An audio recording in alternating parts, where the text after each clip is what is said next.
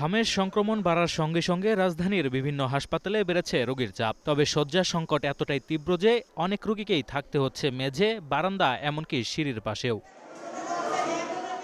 হাম আতঙ্ক ও বিস্তারে সরকার সারা দেশে টিকাদান কর্মসূচি শুরু করলেও নেই পর্যাপ্ত চিকিৎসা কেন্দ্র।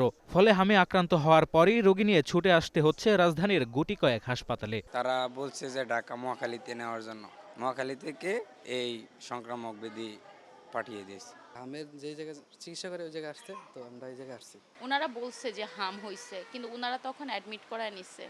তো এক রাত থাকার পর ওনারা বলতেছিল যে এখানে আইসিইউটা নাই। চিকিৎসকদের দাবি, জনবল বাড়লেও সুযোগ সুবিধা আগের মতোই সীমিত। তারপর রোগীদের যথাসাধ্য সেবাদানের চেষ্টা চলছে।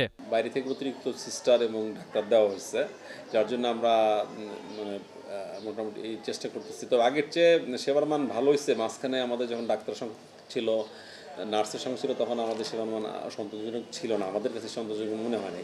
এখন তুলনামূলকভাবে সন্তোষজনক। কিছু হাসপাতালের বিরুদ্ধে আবার অন্যরকম অভিযোগ। চিকিৎসার ব্যবস্থা থাকা সত্ত্বেও রোগীদের অন্যত্র পাঠিয়ে দেওয়া হচ্ছে নানা কৌশলে, যা ভোগান্তি আরও বাড়িয়ে দিচ্ছে। কোনো হাসপাতাল থেকেই একজন tertiary care, Dhaka medical, Mitford, কেউ কাউকে রেফার করতে পারে না। সব জায়গাতেই ভর্তি রাখতে হবে, আলাদাভাবে ওয়ার্ড খোলা হবে জন্য।